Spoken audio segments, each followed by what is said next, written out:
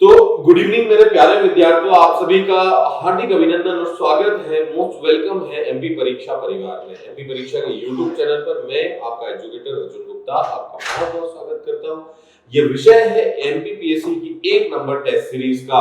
तो चूंकि मैं नित्य रूप से जो है 8 बजे से 10 बजे ये है टेस्ट सीरीज हम डिस्कस करते हैं और यूट्यूब पर लाइव इसका सेशन होता है। किन्हीं कारणों से मैं जो है आज का सेशन लाइव नहीं ले पा रहा हूं। कुछ व्यक्तिगत कारण है जिसकी वजह से आपको ये सेशन रिकॉर्डिंग में देखना होगा। हाँ, लेकिन आपका आनंद कम नहीं होगा, आपके समझने के तरीके में कोई दिक्कत नहीं जाएगी, कंसेप्ट आपका क्लियर होगा और प्रश्न उत्तर आपके बहुत बढ़िया बनेंगे। तो आज हमारा जो विषय है इस टेस्ट सीरीज के अंतर्गत वो है विश्व एवं भारत का भौतिक भूगोल। जो कि मैं आपको बता दूं कि ये टेस्ट सीरीज जो भी विद्यार्थी लगाना चाहता है वो परीक्षा एप्लीकेशन पर जाकर के इस टेस्ट सीरीज को परचेज कर सकता है, जहां पर ये टेस्ट सीरीज उसको अवेलेबल है।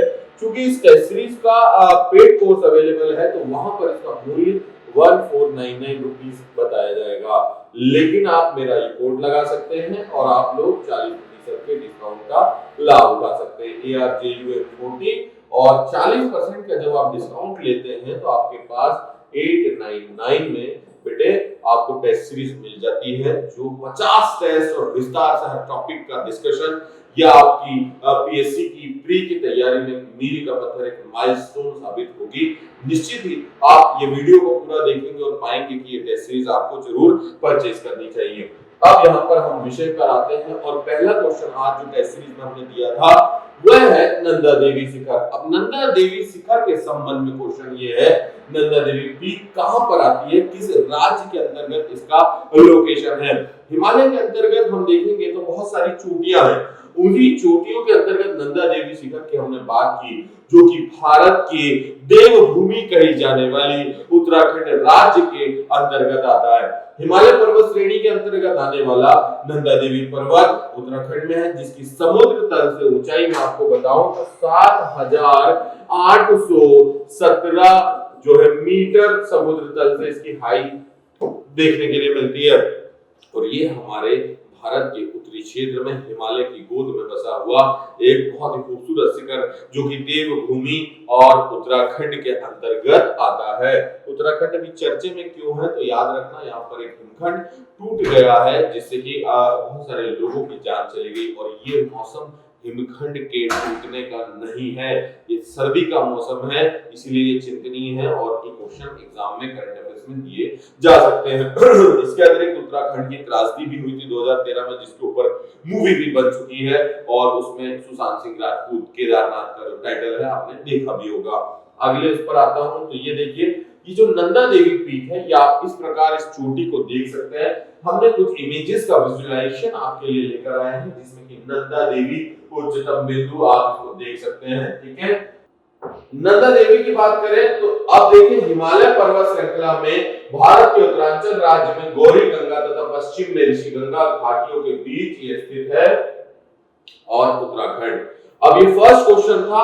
नेक्स्ट क्वेश्चन मैं आपके सामने लेकर आता हूं आज का हमारा दूसरा प्रश्न। तो दूसरा प्रश्न हमने जो आपको दिया था आज बेटे वो ये था कि उसके अंतर्गत हमने पूछा किस भारतीय राज्य की सीमाएं भूटान राष्ट्र के साथ नहीं मिलती है। आपने थंबनेल में देखा है कि विश्व का एवं भारत का फिजिकल ज्योग्राफी भौतिक भूगोल। तो यहाँ पर बात है भूटान की, और भूटान हमारे भारत का एक पड़ोसी राज्य देश, जिसकी सीमा प्रदेश या भारत के किस राज्य से नहीं मिलती।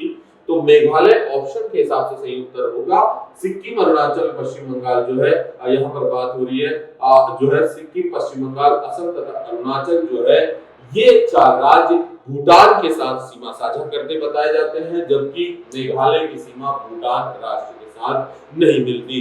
तो 2 प्रश्न हो गए हैं। तीसरे प्रश्न पर आते हैं। थर्ड हमारा क्वेश्चन, मजा आएगा आज के सेशन में, आप बने रहें कुछ इस प्रकार। और सभी लोग परीक्षा को सब्सक्राइब कर दें, लाइक जरूर करें। और तीसरा क्वेश्चन हमारा है, भारत में किस जलप्रपात को लोकप्रिय रूप से नियाग्रा फॉल्स, ये क्वेश्चन आता है एग्जाम में, नियाग्रा जलप्रपात के तौर पर जाना जाता है, नियाग्रा फॉल्स के रूप में जाना जाता है। भारत का कौन सा जलप्रपात नियाग्रा जलप्रपात कहलाता है? तो जी हाँ, चित्रकूट जलप्रपात। चित्रकूट जलप्रपात जो है ये भारत के छत्तीसगढ़ प्रदेश में स्थित जलप्रपात है जिसकी ऊंचाई लगभग 90 मीटर है और इसे ही भारत का न्यागरा जलप्रपात कहा जाता है।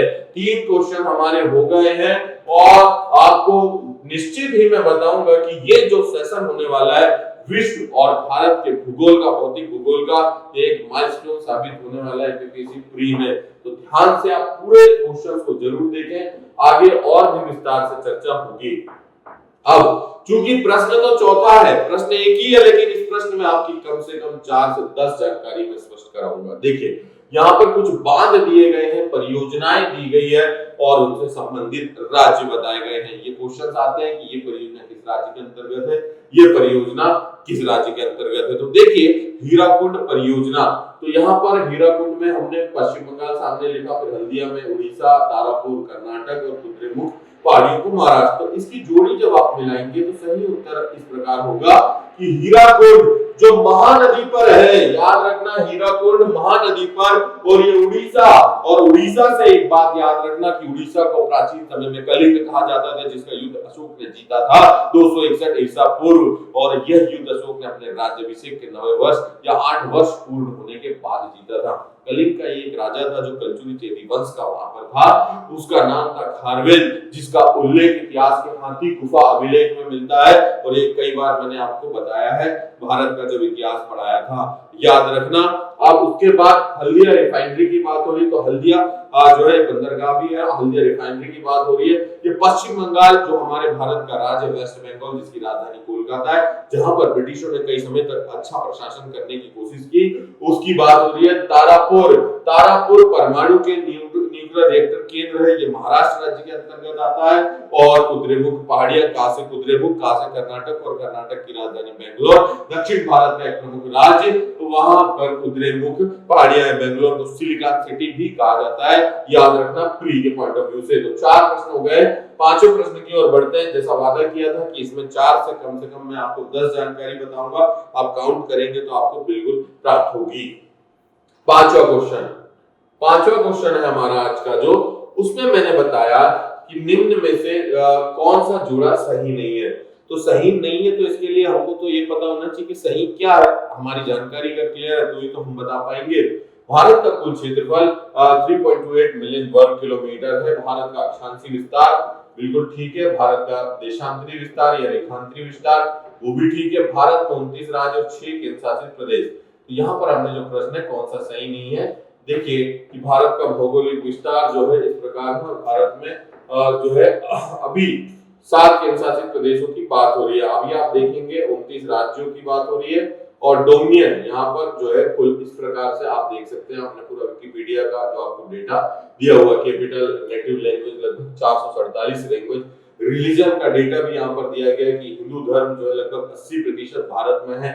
फिर दूसरे नंबर पर इस्लाम है जो 14% के आसपास है। फिर क्रिश्चियनिटी, सिक्किम और सिखिज्म, बुद्धिज्म, जैनिज्म और अनएफिलिएटेड धर्म और अदर्स बहुत सारे, लगभग दुनिया में 300 धर्म वर्तमान में उनमें से। उसके बाद में डोमिनियन और रिपब्लिक की बात की, इसके एरिया की बात की, इसकी पॉपुलेशन 2018 एस्टिमेटेड की बात हो रही है। उसके बाद ना पूरा डिटेल और डेटा यहाँ पर आप प्राप्त कर सकते हैं। तो 5 प्रश्न मैंने कंप्लीट करा दिए। छठे क्वेश्चन की ओर बढ़ेंगे। तो 6 जो हमारा क्वेश्चन है वो क्या कहता है। 6 क्वेश्चन में जाने से पहले पूर्व आपको एक जानकारी बताऊंगा कि ये जो टेस्ट सीरीज आप देख रहे हैं ये आपको क्वेश्चंस लगाने के लिए मिलेंगे परीक्षा एप्लीकेशन पर, जहां पर जाकर के आप लोग ये टेस्ट सीरीज दे सकते हैं। हाँ, ये टेस्ट सीरीज पेड है तो आपको परचेस करनी होगी और इसका मूल्य 1499 है, लेकिन ये आपको 40% का डिस्काउंट दे सकती है केवल इस कोड को यूज करने के बाद।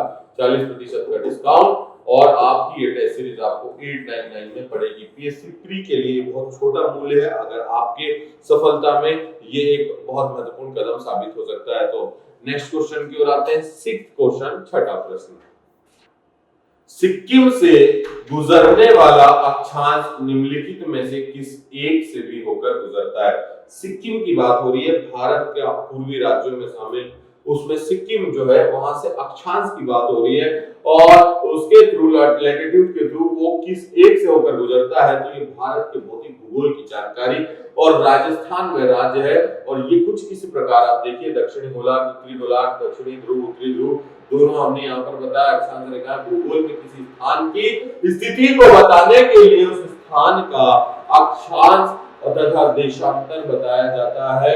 किसी स्थान का अक्षांश धरातल पर उस स्थान की उत्तर और दक्षिणी दिशा को, नॉर्थ और साउथ दिशा को बताता है। तो आप देखेंगे कि हमारा जो सिक्किम है वो कुछ आपको राजस्थान से गुजरता हुआ मिलेगा, उसका जो अक्षांश है। नेक्स्ट क्वेश्चन, 7वां प्रश्न, कर्क रेखा किस राज्य से होकर गुजरती है? अब कर्क रेखा की एक ट्रिक मैं यहाँ पर आपको बताऊंगा, आपको ये चीज याद हो जाएगी। कर्क रेखा ट्रॉपिक ऑफ कैंसर, ये मध्य प्रदेश के 14 जिलों से गुजरती है और भारत के 8 राज्यों से। अब देखिए यहाँ पर कर्क रेखा जो है झारखंड से होकर गुजरती है, इसकी ट्रिक मैं आपको बताने वाला हूँ, आप देखेंगे पूरा। पहली बात तो कर्क रेखा पर भारत के कुल 8 राज्य हैं।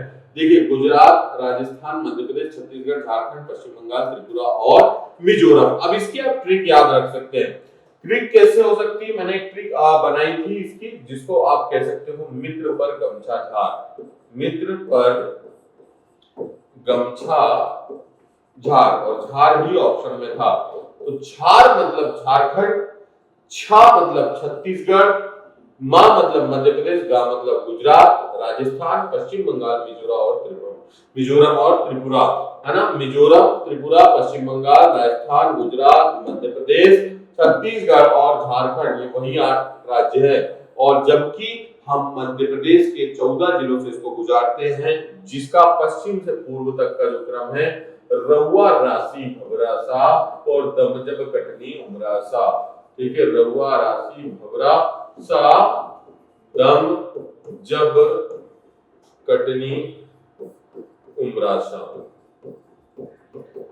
चलिए, तो रतलाम, ठीक है, रतलाम, उज्जैन, आगर, ठीक है, राजगढ़, सीहोर, भोपाल, विदिशा, रायसेन, सागर, दमोह, जबलपुर, कटनी, उमरिया और शहडोल ऐसे प्रदेश के 14 जिलों से जो है कर्क रेखा गुजरती है। जो भारत के 8 राज्यों से, क्योंकि भारत का भूगोल पढ़ रहे हैं तो ये बताना आवश्यक है। और याद रखना, ये विश्व के 18 देशों से, विश्व के कितने, 18 देशों से होकर के गुजरती है। इंपॉर्टेंट है, कर्क रेखा क्वेश्चन आता है ना। भारत उत्तरी ध्रुव में है, कर्क रेखा यहाँ से गुजरती है।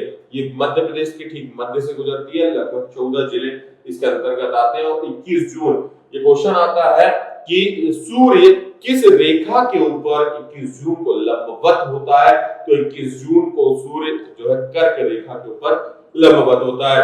उत्तरी गोलार्ध में 21 जून, जो हमारा भारत चूंकि उत्तरी गोलार्ध में स्थित है, तो उत्तरी गोलार्ध में 21 जून का जो दिन होता है वो सबसे लंबा होता है, जबकि जो है हमारे पास 22 दिसंबर का जो दिन होता है वो सबसे छोटा होता है।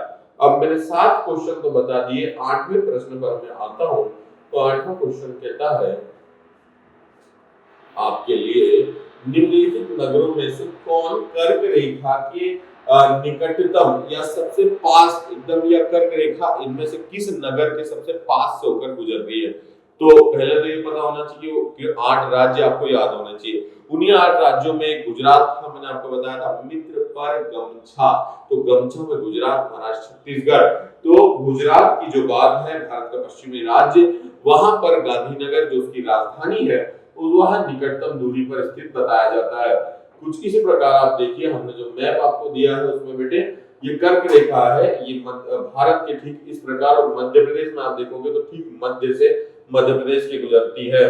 ठीक है, कर्क रेखा ट्रॉपिक ऑफ कैंसर, जो कि भारत में आप देखिए तो इस प्रकार यहां से, और मैंने बताया था मित्र पर गमछा झार, मिजोरम, त्रिपुरा, बिल्कुल इस प्रकार बीच से गुजरती है। और हमारे मध्य प्रदेश को बीच से जो है ये गुजरती है। 14 जिले प्रदेश के आते हैं, 8 राज्य भारत के, और विश्व के 18 देशों से कर्क रेखा गुजरती है। अब अगले प्रश्न पर आता हूं। कौन सा महत्वपूर्ण अक्षांश भारत को 2 लगभग बराबर भागों में विभाजित करता है?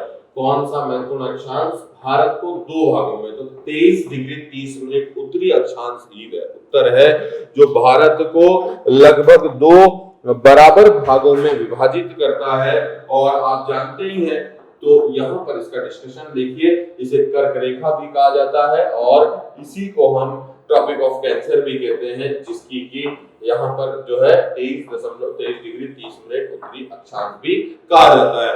ठीक है, सरल प्रश्न था, प्रीवियस क्वेश्चन में ही मैंने इसका डिस्कशन करा दिया था। तो आप आगे बढ़ते हैं सीधा अगले प्रश्न की ओर, 10वां क्वेश्चन। अब देखिए, क्वेश्चन टेक्निकल है चूंकि ये देशांतर पर आधारित है और गुजरात के सबसे पश्चिमी गांव और अरुणाचल प्रदेश के सबसे पूर्वी छोर पर स्थित वालांगू या वालांग के समय में कितना अंतर आता है। अर्थात आप देखिए तो थोड़ा सा टेक्निकल ये होता है कि अरुणाचल प्रदेश भारत का सबसे पूर्वी राज्य है और गुजरात भारत का सबसे पश्चिमी राज्य है। अब यहाँ पर क्या है, स्थानीय समय की बात हो गई।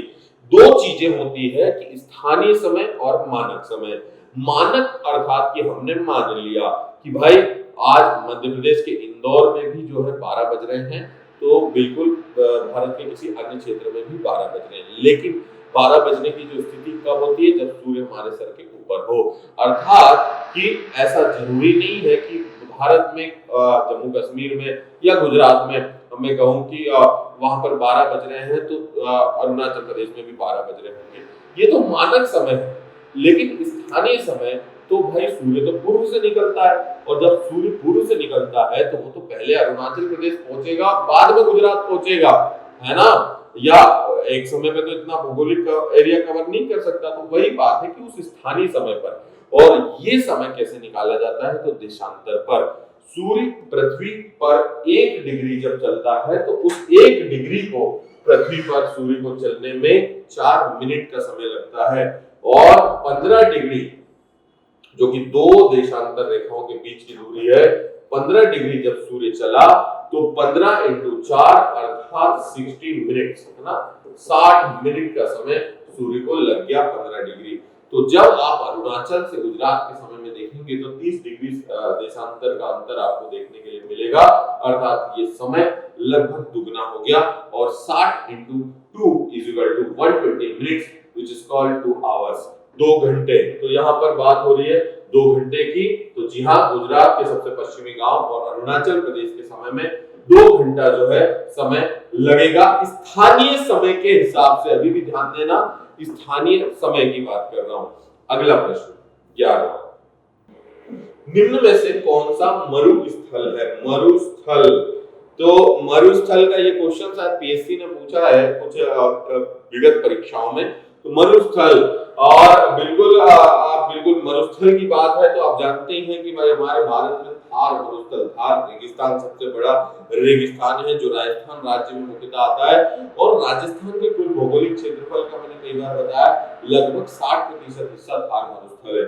चलिए, निम्न में से कौन सा मरुस्थल है? तो सिंधु क्षेत्र, यहाँ पर चूंकि राजस्थान का थार ऑप्शन में नहीं है, सिंधु क्षेत्र मरुस्थल है। थार के विशाल मरुस्थल में स्थित सिंधु नदी प्रणाली, जिसे इंडस रिवर सिस्टम भी कहा जाता है, विश्व की महानतम नदी प्रणाली। इसके अलावा उसकी प्रमुख सहायक नदियां जो सिंधु सप्त सैंधव क्षेत्र आप पढ़ते आए हैं, जहां आर्य बसे, और उसी की बात हो रही है जहां पर झेलम, चिनाब, व्यास, रावी, सतलज जैसी उसकी प्रमुख सहायक नदियां हैं।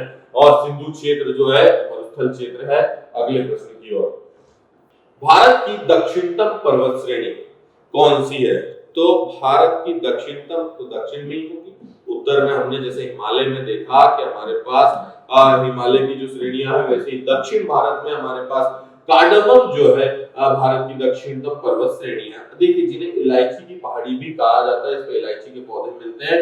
भारत के पश्चिमी घाट, वेस्टर्न घाट जो है जो कि पर्यावरण पारिस्थितिकी तंत्र के उससे भी अनुकूल है। कार्डमम का जो हिंदी अर्थ होता है इलायची। भारत में भौगोलिक दृष्टिकोण से ये जो पहाड़ी है, ये अन्नामलाई नीलगिरी पहाड़ी के दक्षिण के अंतर्गत आती है। और कुछ इस प्रकार आप देख सकते हैं बेटे कि यहाँ पर जो है आपका कार्डमम, इलायची पहाड़ियां, कार्डमम जो है, जिसे कि भारत में आप कुछ इस प्रकार यहाँ पर हमने लोकेट किया हुआ है, आप मैप में इसको समझ सकते हैं। ये भारत के पश्चिमी घाट, वेस्टर्न घाट पर्वतमाला के अंतर्गत आती है और ये भारत की दक्षिणतम पर्वत श्रेणी मानी गई नीलगिरी, अन्नामलाई और नल्लामलाई के कंपेयर में। आगे देखते हैं अगला प्रश्न। 12 हो गए हैं, 13वें प्रश्न की ओर आते हैं। 13th question. तो भारत का दूसरा सबसे बड़ा जो नदी बेसिन है उसकी बात हो रही है, भारत के दूसरे बड़े नदी बेसिन की। देखिए बहुत सारे नदी बेसिन है भारत में जिनमें महत्वपूर्ण, तो उसी में दूसरा नदी बेसिन जो है दक्षिण की वृहद गंगा कही जाने वाली गोदावरी का बेसिन, जो कि दूसरा बड़ा नदी बेसिन है।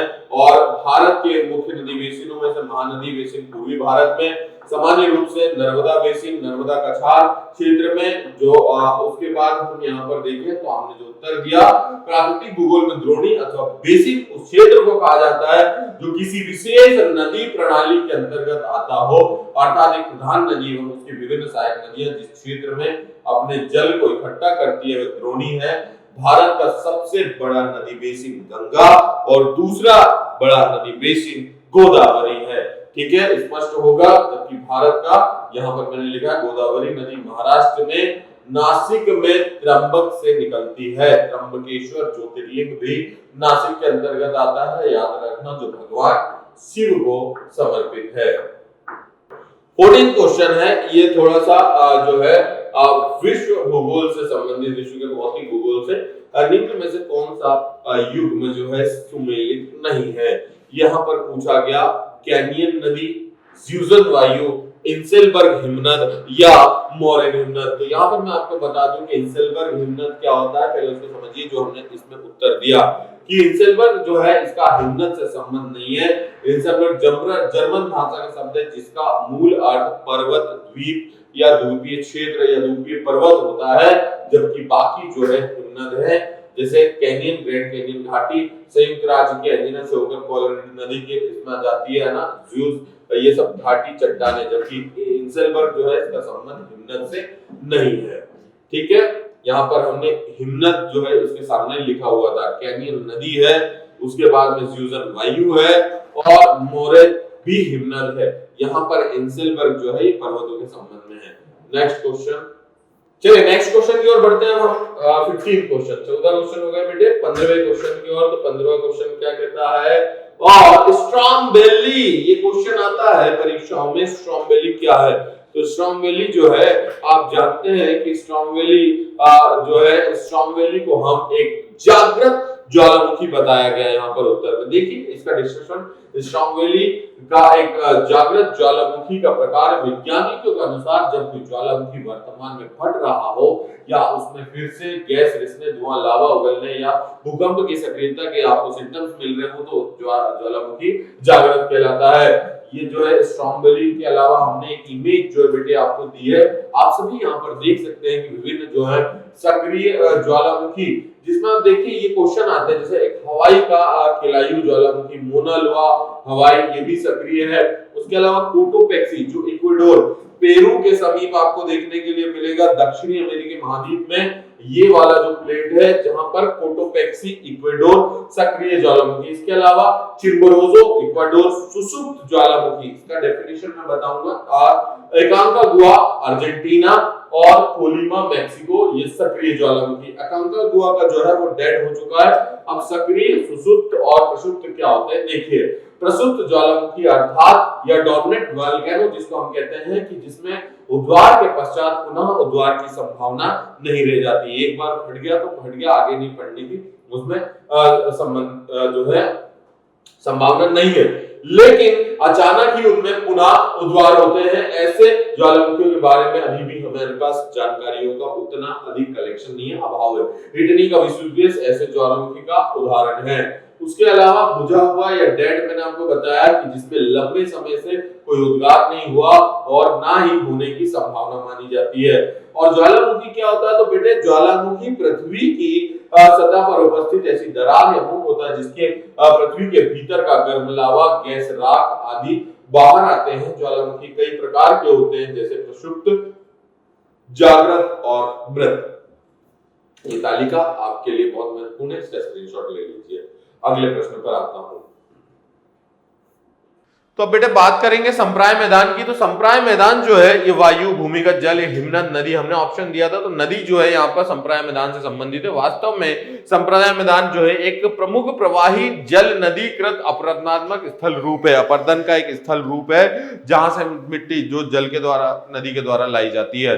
संप्राय मैदान समुद्र तल के निकट स्थित मैदान है जिसका निर्माण नदियों के अपर्दन के फलस्वरूप होता है। याद रखना कि अगर ये क्वेश्चन डिफिकल्ट बना दिया, थोड़ा सा चेंज कर दिया कि नदियों के अपर्दन के फलस्वरूप किसका निर्माण होता है, तो जी हाँ, नदियों के अपर्दन के फलस्वरूप संप्राय मैदान का निर्माण होता है।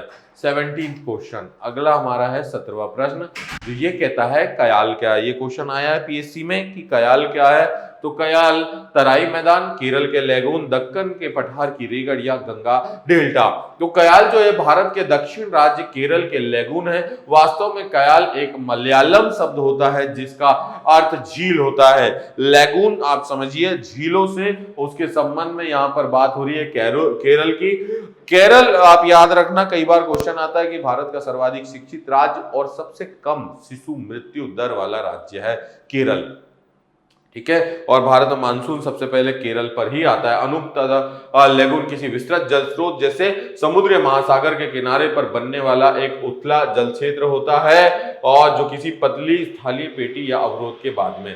तो ये दूसरी चीजें, यहाँ पर लेगून की बात हो रही है। भारत के पूर्वी तट पर उड़ीसा की चिल्का और नेल्लोर की पुलिकट झीलें, गोदावरी कृष्णा नदी के डेल्टा में कोलेरू झील इसी प्रकार बनी है। भारत के पश्चिमी तट पर केरल राज्य में असंख्य अनूप या कयाल या ये झीलें या लेगून्स पाए जाते हैं। 18वां प्रश्न क्या है हमारा आज का 18th क्वेश्चन।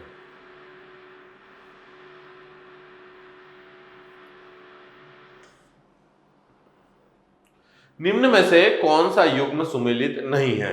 तो इसमें से आपको बताना है कि इनमें से कौन सी जोड़ी आपकी सही नहीं है। तो सही नहीं है कौन सी जोड़ी, लिपुलेख, नाथुला, रोहतांग और पालघाट। तो आप बताएंगे जी हाँ, नाथुला दर्रा जो है वो सिक्किम राज्य के अंतर्गत आता है। लिपुलेख और ये बाकी के ठीक है कि भाई लिपुलेख हिमाचल, नाथुला अरुणाचल प्रदेश में नहीं बल्कि सिक्किम, जैसा मैंने कहा। नाथुला हिमालय का एक पहाड़ी दर्रा है जो भारत के सिक्किम राज्य में और दक्षिण तिब्बत में चुंबी घाटी को जोड़ता है। याद रखना कौन सा दर्रा चुंबी घाटी को जोड़ता है, तो वो याद रखना नाथुला, जो कि सिक्किम में है। पालघाट प्रायद्वीपीय भारत का प्रमुख दर्रा है जो केरल के तमिलनाडु तथा कर्नाटक को जोड़ता है। यह पालकड केरल में स्थित है। ठीक, अगला प्रश्न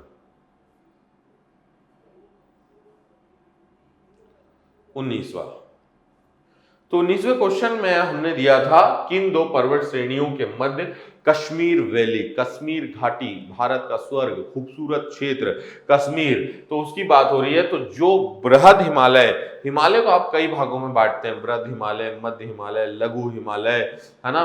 उसके अंतर्गत जो है बृहद हिमालय और पीर पंजाल जो श्रेणी है उसके अंतर्गत आता है। कश्मीर की घाटी का गहरा तथा विषम बेसिन है जो पीर पंजाल और विशाल हिमालय पर्वत श्रेणी के पश्चिम छोर में स्थित है, जिसकी औसत ऊंचाई 1600 मीटर मानी जाती है। पीर पंजाल पर्वतमाला हिमालय की एक पर्वतमाला है जो भारत के हिमाचल प्रदेश व जम्मू कश्मीर राज्य और पाक ऑक्टोपाइड कश्मीर POK के अंतर्गत आती है। वृहद हिमालय, पीर पंजाल। अब अगले प्रश्न की ओर याद रखना, ये कश्मीर घाटी इन दोनों के मध्य है। 20वां प्रश्न आज का, लगभग 40 क्वेश्चन में आपको आज डिस्कस कराऊंगा।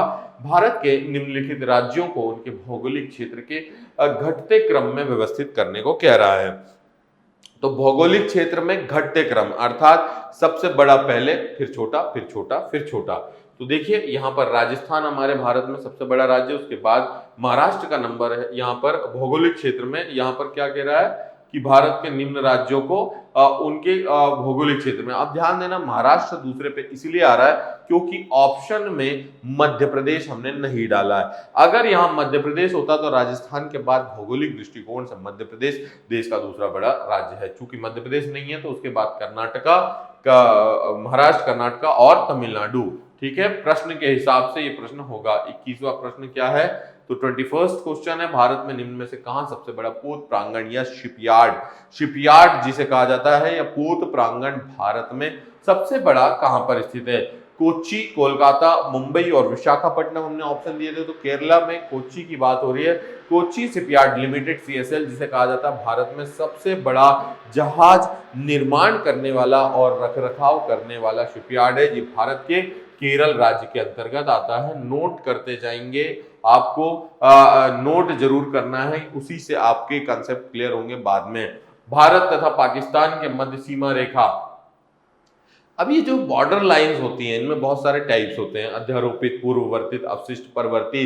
तो ये जो है आप देखिए कि भारत और पाकिस्तान के मध्य सीमा रेखा जो है, बाउंड्री लाइन, अध्यारोपित। तो अध्यारोपित होता क्या है, पहले आप देखिए कि जो अध्यारोपित सीमा रेखाएं ऐसी सीमा रेखाएं जिनका निर्धारण वहां के निवासियों के द्वारा ना होकर किसी बाहरी शक्ति जैसे कि यूनाइटेड नेशन, संयुक्त राष्ट्र संघ का इंटरेस्ट है भारत और पाकिस्तान के मध्य जो सीमा रेखा का निर्धारण है उसमें, तो इसीलिए इसे अध्यारोपित कहा जाता है। जबकि अवशेषी सीमाएं जिनकी राजनीतिक मान्यता तो वर्तमान में समाज है लेकिन खत्म हो गई, लेकिन समाज में अभी भी वास्तविक रूप से बनी हुई है। और पूर्ववर्ती सीमा रेखाएं वो कहलाती है जिनका निर्धारण वहां के समाज के विकसित होने से पूर्व ही हो गया था, उन्हें पूर्ववर्ती। अब ये कुछ रेखाओं की यहाँ पर तालिका दी गई है। अफगानिस्तान पाकिस्तान के बीच डूरंड रेखा, भारत पाकिस्तान रेडक्लिफ, भारत चीन McMahon, Germany France Siegfried, 24 degree समांतर रेखा, पाकिस्तान भारत, पाकिस्तान सीमा निर्धारण के लिए इसे आधार बनाने का पक्षधर है, लेकिन भारत इसका पक्षधर नहीं, विवादित है,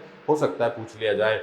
लीबिया सूडान 20 डिग्री, मिस्र सूडान 22 डिग्री, उत्तर कोरिया, दक्षिण कोरिया कई बार एग्जाम में पूछा है 38 डिग्री समानांतर, और संयुक्त राज्य अमेरिका और कनाडा लेक सुपीरियर, सुपीरियर झील आप याद रखना यहां पर आती, मीठे पानी की सबसे बड़ी झील, 49 डिग्री समानांतर, फ्रांस जर्मनी के बीच मैग्निकाट, जर्मनी पोलैंड के बीच हिंडनबर्ग और रूस फिनलैंड के बीच मार्जिनल मैनहट्टन रेखा आती है। अगला क्वेश्चन है 23वें प्रश्न में हम देखेंगे कि सुंदरवन डेल्टा, जो कि हमारे भारत के पश्चिम बंगाल राज्य में आता है, विश्व का सबसे बड़ा डेल्टा है। डेल्टा नदियों के द्वारा बनाया जाता है, कुछ नदियां जो डेल्टा बनाती है, कुछ नदियां जो एस्चुरी बनाती है। तो यहाँ पर डेल्टा की बात हो रही है, सुंदरबन, जो कि गंगा और ब्रह्मपुत्र, अपवाह तंत्र की दृष्टिकोण से दो महत्वपूर्ण नदियां भारत की, गंगा और ब्रह्मपुत्र, इनका जो डेल्टा है सुंदरबन, कुछ इस प्रकार से आप देखिए। सुंदरबन आपको मैप में दिखेगा। बांग्लादेश जो है, ये बे ऑफ बंगाल, बंगाल की खाड़ी है, यहाँ पर ये नदियां गिरती हैं जाकर के बांग्लादेश, और ये वो जो पूरा क्षेत्र है जहां पर सुंदरवन, मैंग्रोव वनों की अधिकता आपको इस क्षेत्र में देखने के लिए मिलेगी बांग्लादेश के अंतर्गत। 24वां क्वेश्चन हमने दिया था कि अंतःस्थलीय अपवहन, है ना, इनलेट रेंज जो है उसका रिवर का एग्जांपल यहां पर पूछा, माही, घग्गर, नर्मदा या कृष्णा। तो घग्गर नदी जो है अंतःस्थलीय अपवहन नदी का उदाहरण क्यों है, देखिए पहली बात तो घग्गर नदी भारत पाकिस्तान में वर्षा ऋतु में चलने वाली एक मौसमी नदी है, जो हरियाणा के ओटू वियर बांध से पहले घग्गर के नाम से और उसके आगे हकरा नदी के नाम से जानी जाती है। कुछ विद्वान ऐसा मानते हैं कि प्राचीन काल में बहने वाली महान सरस्वती नदी का बचा हुआ रूप यही है घग्गर नदी। ठीक है, घग्गर मैंने आपको सिंधु घाटी सभ्यता में पढ़ाया है, आप देखेंगे घग्गर का वहां पर बहुत महत्व है।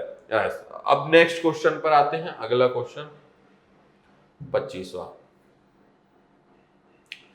निम्नलिखित में से कौन सा पोताश्रय नहीं है, मतलब कि कौन सा जो है इसमें से हार्बर नहीं है, कोच्चि, बेंगलोर, मंगलोर या कांडला, है ना। बेंगलोर जो है यहाँ पर पोताश्रय नहीं है। भारत में बंदरगाह के संबंध में 13 बंदरगाह हैं, जिनके नाम क्रमशः कोलकाता, चेन्नई, मुंबई, कोच्चि, विशाखापट्टनम, पारादीप, तूतीकोरिन, बारमागोवा, कांडला, न्यू मंगलोर, नावा शोवा, एन्योर तथा पोर्ट ब्लेयर जो अंडमान निकोबार की राजधानी है वह है। ठीक है, अगला प्रश्न, निम्नलिखित पर्वतीय दर्रों का सही पश्चिम से पूर्व का क्रम पहचानिए। अब वेस्ट में पहले, अर्थात पाकिस्तान या अफगानिस्तान के क्षेत्र में थोड़ा पहले पढ़ना चाहिए, और पूर्व में बाद में। तो सीप किला, नाथुला, बामडिला और लिपुलेख आप देखेंगे तो मैं अभी मैप में भी बताऊंगा। सीप किला दर्रा हिमाचल प्रदेश में, नाथुला सिक्किम में, बामडिला अरुणाचल में और लिपुलेख जो दर्रा है ये उत्तराखंड में। तो हमने यहाँ पर उत्तर दिया था सबसे पहले सीप किला वेस्ट में, जिसकी मैंने बात बताया कि भाई हिमाचल प्रदेश, फिर नाथुला, उससे थोड़ा और यहाँ पर जो है हमने दिया लिपुलेख, और आखिरी में हमने जो है आपको डाला है बामडिला दर्रा। ठीक है, नाथुला जो सबसे पूर्वी राज्य है सिक्किम भारत का, वहां पर और उसके आगे शिवकिला, नाथुला, बामडिला और लिपुलेख क्रम से। अगला क्वेश्चन है 27वां। नेक्स्ट क्वेश्चन में क्या कहा है कि अरावली और विंध्य संक्रांत के मध्य कौन सा पठार है। ये मध्य प्रदेश के संबंध में इंपॉर्टेंट हो जाता है। क्यों इंपॉर्टेंट होता है? क्योंकि मध्य प्रदेश की सबसे बड़ी भौगोलिक संरचना ही पूछ ली गई। दोनों प्राचीन पर्वत श्रृंखलाएं हैं, अरावली और विंध्य, जिनके बीच में मालवा का पठार बसा हुआ है। अगला क्वेश्चन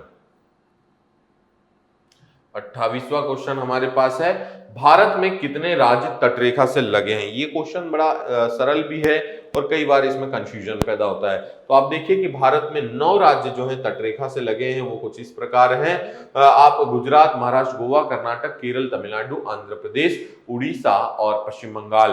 दक्षिण भारत में पश्चिमी तट पर 5 राज्य, जबकि पूर्वी तट पर 4 तटीय प्रदेश हैं, है ना। पूर्वी तट पर आप देखेंगे तो तमिलनाडु, आंध्र प्रदेश, उड़ीसा और पश्चिम बंगाल, जबकि केरल, कर्नाटक, गोवा, ये वाला जो क्षेत्र है, ये वाला जो क्षेत्र है, ये है ना, इस क्षेत्र में ये वाला, और पूर्वी तट पर ये वाला क्षेत्र आपको देखने के लिए मिलेगा।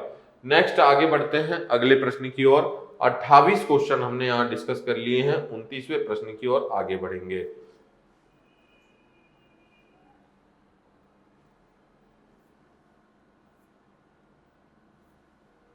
अंडमान निकोबार द्वीप समूह में आइलैंड, जो द्वीप है, छोटे छोटे द्वीप का समूह है, इसीलिए नाम ही उसका अंडमान निकोबार द्वीप समूह है।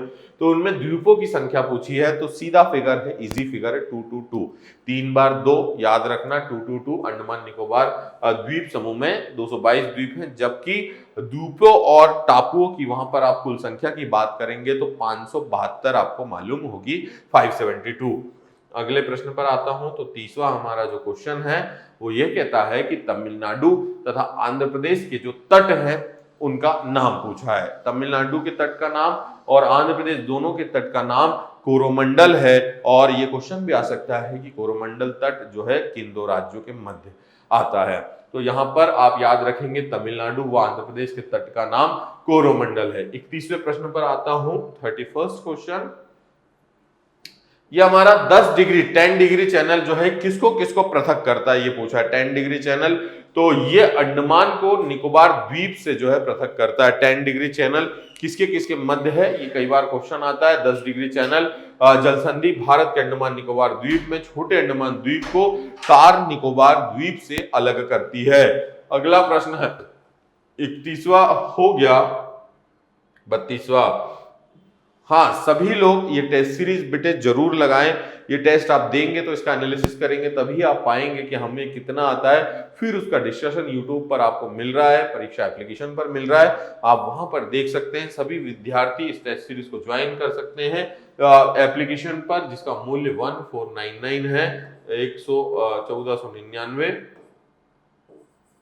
लेकिन आप मेरा कोड लगाइए ARJUN40, इस कोड से आपको 899 में टेस्ट सीरीज मिलेगी, क्योंकि इस कोड से 40% का डिस्काउंट जो है आपको मिल जाता है।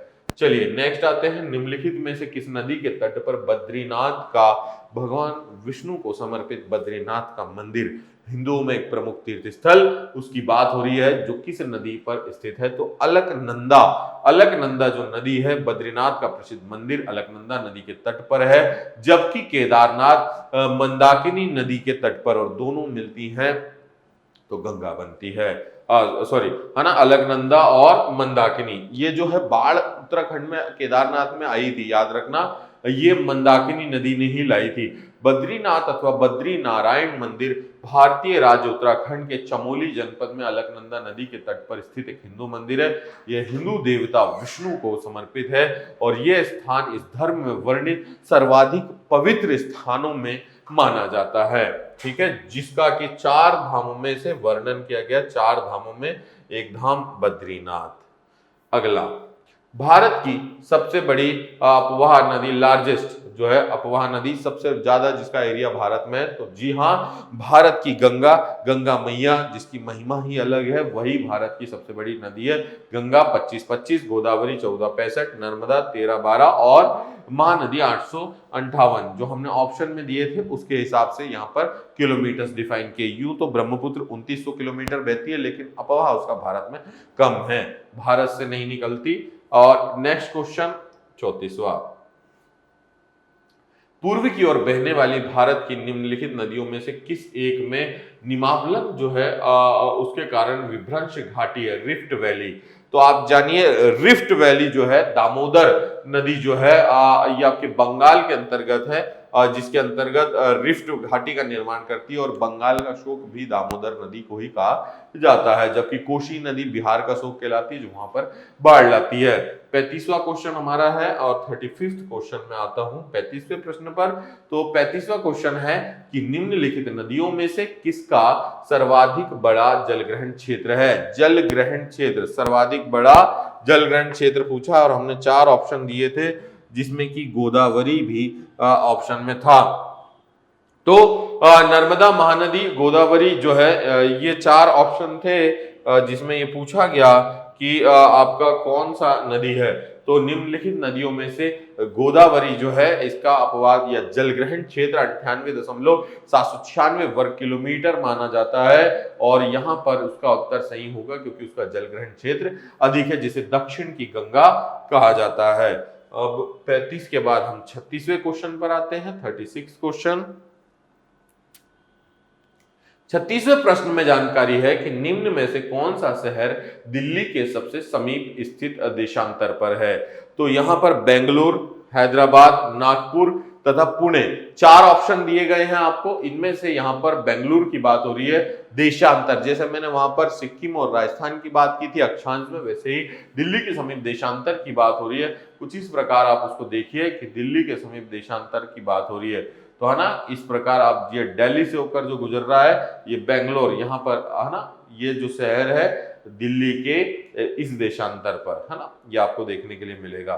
तो वही हमने प्रश्न पूछा था और प्रश्न था कि कौन सा शहर दिल्ली के सबसे समीप के देशांतर पर स्थित है, तो बेंगलोर। अगला प्रश्न 37। भारत का सुदूरस्थ दक्षिणी बिंदु, जो सबसे दूर दक्षिणी बिंदु है भारत का, वो कौन सा है। तो इंदिरा कॉल और इंदिरा पॉइंट उत्तरी और दक्षिणी बिंदु कहलाते हैं, जिसमें इंदिरा पॉइंट जो है भारत का दक्षिणतम बिंदु है और जो हमारे भारत में आप देखिए ग्रेट निकोबार अथवा बड़ा निकोबार इंदिरा पॉइंट जो है वहां पर आता है भारत का सबसे दक्षिणतम बिंदु। इसका पहले पूर्व में नाम पिग्मेलियन पॉइंट था, जबकि सबसे उत्तरी बिंदु इंदिरा काल है जो कि जम्मू कश्मीर राज्य का हिस्सा है। 38वां प्रश्न क्या कह रहा है, 38वें प्रश्न पर आता हूं। तो भारत के राज्यों का निम्नलिखित में से कौन सा युग्म सबसे पूर्वी और सबसे पश्चिमी राज्य। तो अभी मैंने जब आपको अक्षांश देशांतर प्रीवियस क्वेश्चन में एनालिसिस कराया था तो मैंने आपको बताया था कि यहां पर जो है हमारे पास कौन सा, गुजरात और अरुणाचल प्रदेश। अब देखिए यहां पर ऑप्शन में भी नीचे डी में हमने डाला था अरुणाचल प्रदेश और गुजरात, जो सबसे पूर्वी और सबसे पश्चिमी राज्य को इंगित करते हैं।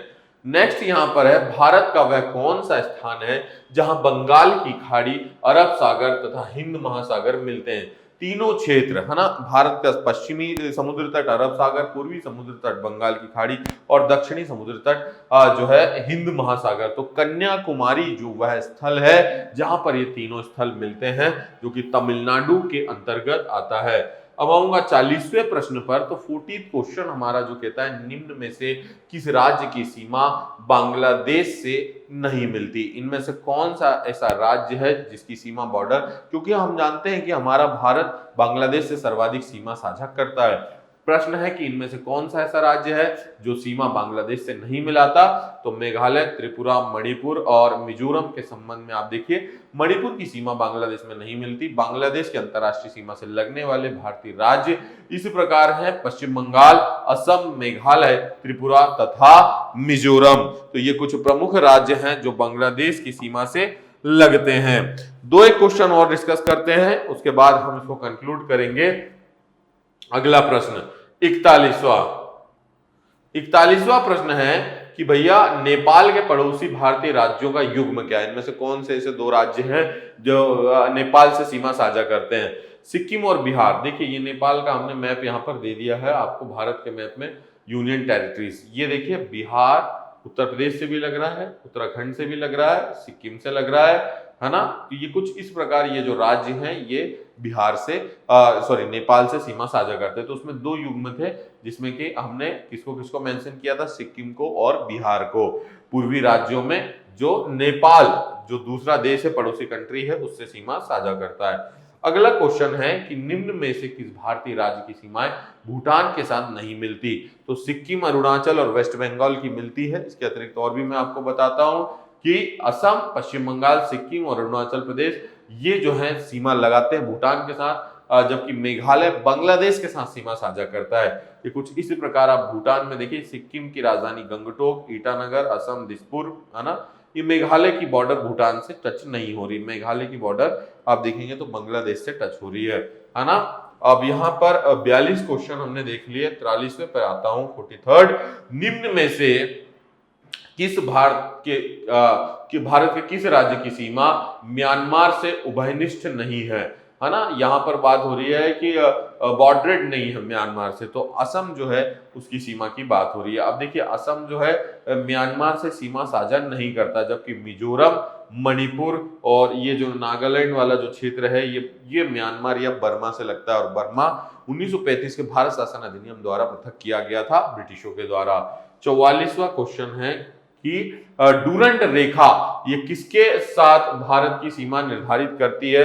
डूरंट रेखा कई बार पूछी जाती है, जैसे मैंने रेड क्लिफ पढ़ाया, मैकमोहन पढ़ाया, वैसे ही डूरंट रेखा की यहाँ पर बात हो रही है कि ये किसके किसके साथ सीमा को साझा करती है, डूरंट रेखा। अफगानिस्तान भारत का ऐसा देश, पड़ोसी देश है जो कि यहाँ पर डूरंट रेखा निर्धारित होती है हमारे भारत की अफगानिस्तान के साथ। चलिए, यहाँ पर 44 क्वेश्चन हो गए हैं। एक लास्ट क्वेश्चन में लूंगा 45वां। 45वें क्वेश्चन में भारत से उपबंध पुरा चुंबकीय परिणामों से संकेत मिलते हैं कि भूतकाल में भारतीय स्थलपिंड किसका हिस्सा सरका था, किस दिशा में। अब जो भी प्लेट विवर्तनिकी के सिद्धांत होते हैं उसके हिसाब से क्वेश्चन है कि जो है भारतीय भूखंड जो है किस ओर सरका गया। तो ये वहां पर क्वेश्चन है भारतीय भूखंड के संबंध में, और ये उत्तर, दक्षिण, पूर्व, पश्चिम की बात हो रही है। तो आप देखिए, भारत से ये भूखंड जो है हमारा उत्तर की ओर सरका। महाद्वीपीय विस्थापन सिद्धांत के अनुसार भारतीय स्थलपिंड गोंडवाना लैंड का भाग है, जिसमें दक्षिण अमेरिका, अफ्रीका, अंटार्कटिका, ऑस्ट्रेलिया और भारत एक ही स्थलपिंड में जुड़े थे, जिसमें भारत उत्तर की ओर खसकता है। तो ये कुछ प्रश्न मैंने बेटे डिस्कस कराए, जो 1 नंबर टेस्ट सीरीज का हमारा हिस्सा है। आप सभी विद्यार्थी इस टेस्ट सीरीज को परीक्षा एप्लीकेशन से जाकर के डाउनलोड कीजिए, वहां पर लगाइए, वहां पर इस टेस्ट सीरीज को दीजिए, और इसका डिस्कशन परीक्षा के यूट्यूब चैनल पर और एप्लीकेशन पर आपको मिल जाएगा।